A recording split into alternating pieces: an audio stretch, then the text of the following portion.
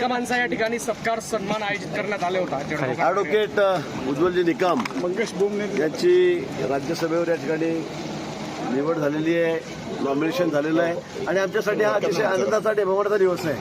कारण अनेक वर्षापासून जे डोळ्याचे कर्तनकार असलेले उज्ज्वलजी निकम तर म्हणजे आमचे मित्रही आहेत.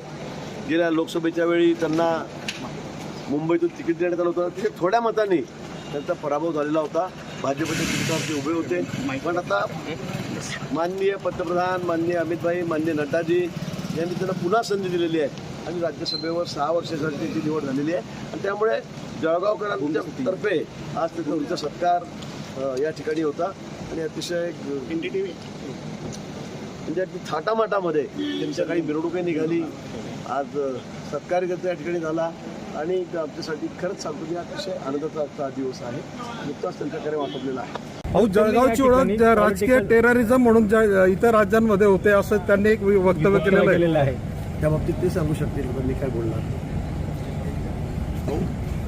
दुसरा विषय त्यांनाच विचारा कुठल्या अर्थाने ते बोललेत, काय तुम्हाला काही माहित नाही. दुसरा खडसेंचा एक विषय आहे. त्यांनी असं म्हटलेलं की हे असं काही घडेल आपल्या जावयाच्या बाबतीत असा एक आपल्याला अंदाज होता आणि त्यानुसारच घडलेलं आहे. त्यांना अंदाज होता घडणार आहे तर मग काय त्यांना माहित असेल काय निवडणूक. मी काय बोलतो खालच्या शब्दावर टीका केलेली आहे. खालच्या शब्दामध्ये आपल्यावर टीका केलेली आहे. आवरलं पाहिजे आपल्याला असं वाटतं. संजय राऊत कोणाबद्दल बोलत नाही.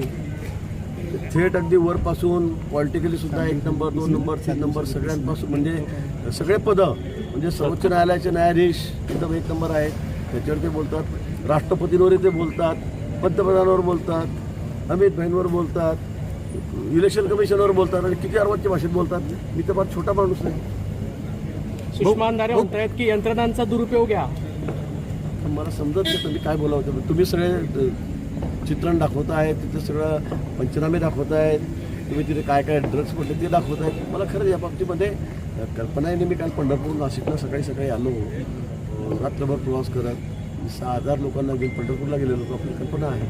त्यामुळे आता कोण ज्याला जसा चष्मा असेल तसं दिसेल. रेव पार्टी जर बाहेर आलेला आहे, मी तो बघितलेला नाही. मी बघितलेला नाही. रेव पार्टी जर खरी असेल तर आपण जावयालाही पाठीचे घालणार नाही असं सुद्धा एकनाथ खडसेंनी म्हटलंय. चांगलं बरोबर आहे. कारण ते सगळ्या मात्र पोलिसांनी सखोल तपास केला पाहिजे. याच्यामध्ये कोणाला अडकवण्याची जर भूमिका असेल तर ते देखील सहन केलं जाणार नाही असंही म्हटलंय. अजिबात त्यांचा स्वभाव तुम्हाला माहिती आहे. ते सहनही करत नाही काही. बरोबर ते म्हणतात. भाऊ, इथिकल हॅकर मनीष भंगाडे जो आहे त्याचं असं म्हणणं आहे की या प्रकरणामध्ये जे डॉक्टर प्रांजल आहेत त्यांना पद्धतशीरपणे ट्रॅप करण्यात आलं आणि त्या जाड्यामध्ये त्यांना अडकवण्यात आलेलं आहे. त्या संदर्भातले पुरावे करता आहेत, पोलीस तपास करता आहेत. स्पॉटवर 3:30 वाजता रेड झालेली असं दाखवलं जातं आहे. त्या ठिकाणी सगळे ड्रग असतील, कोकेन असेल, काय असेल, गांजा होता, हुक्का होता, ते सगळं ते दाखवलेलं आहे मला वाटतं ना. आणि यावर जर कोणाला काही शंका असेल तर त्यांनी निश्चित तपास करून घ्यावा. माननीय मुख्यमंत्री मोदयांना कसं सांगावं, पोलीस यंत्रणेला तसं विचारावं. जर कोणी बळजबरी अडकत असेल तर साहजिक आहे, कोणाला अन्याय व्हायला नको. आपल्या प्रॉपर्टीच्या विषयी पण त्यांनी आक्षेप केलेला आहे की मला वाटतं माझी प्रॉपर्टी ओपन आहे. आता आजकाल असं नाही की उतारा लपवला आणि जमीन लपवून घेतली, घर लपवून घेतलं, असं नाही आहे. माझं मुंबईत कोणतं घर आहे त्यांनी दाखवावं, त्याचा उल्लेख करता येते. बिल्डिंग कोणती आहे, पुण्यात कोणती बिल्डिंग आहे ते त्यांनी दाखवावं. जमिनी कितीत माझ्या, एक बटन दाबलं की सगळं कळतं. एक बटन दाबलं आता ऑनलाईन सगळं कळतं. वाटलं आणि त्या मी काढून देतो उतारे माझे काय काय सगळ्या परिवाराच्या नावाची आहे. मला काही अडचण नाही त्याच्यामध्ये. त्यांचं असं म्हणतं की त्यांच्या प्रॉपर्टीची 5 वेळेला चौकशी झाली, तुमची 1 वेळेला तरी व्हायला पाहिजे. 10 वेळा करा ना माझी. मी तर म्हणतो 10 वेळा करा. अरे तुमच्या प्रॉपर्टीची चौकशी झाली तर तुमचं काय काय झालं नंतर मला माहीत आहे. मला या बाबतीत तर बोलायचं नाही आहे. मी खडसे हा विषय सोडून दिलेला आहे. तर मला काही फार त्या बाबतीत भाष्य करायचं नाही. उज्ज्वल निकमांनी एक वक्तव्य केलेलं आहे की राजकीय नेत्यांनी एक व्हायला पाहिजे. आपला जळगावचा इतिहास चांगला असंही म्हटलेलं आहे. मात्र प्रत्यक्षामध्ये राजकीय नेत्यांमध्ये मोठं वैमनस्य आपल्याला पाहायला मिळतं. उज्ज्वल निकम आलेले आहेत, खासदार झालेले, तर त्यांनी प्रयत्न करावेच. म्हणजे शुभेच्छा आहेत त्यांना.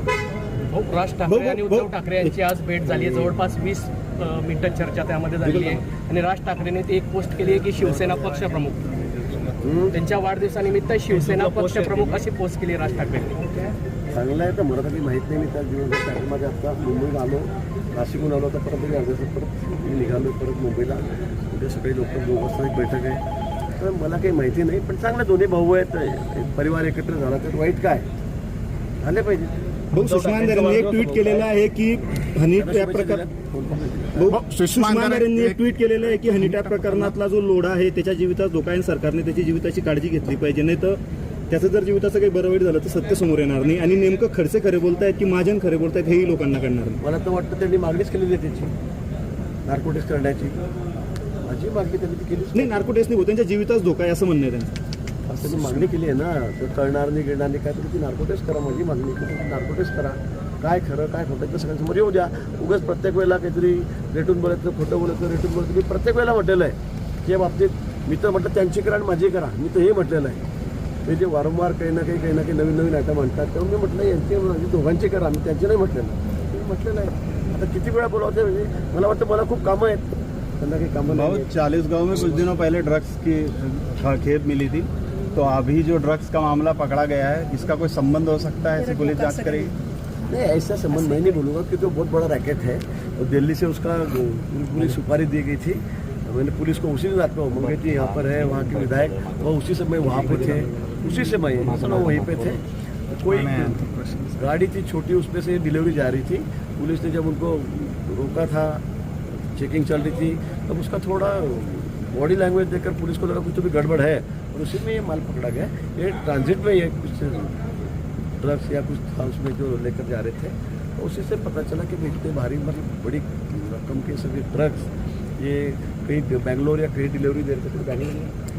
बेंगलोर में डिलीवरी दे रहे थे, उसके लिए जा रहा. भाऊ बघायला गेलं तर प्रफुल्ल लोढा अद्यापही भाजपाचा कार्यकर्ता असल्याचं खडसेंनी बोललेलं आहे. प्रफुल्ल लोढा भाऊ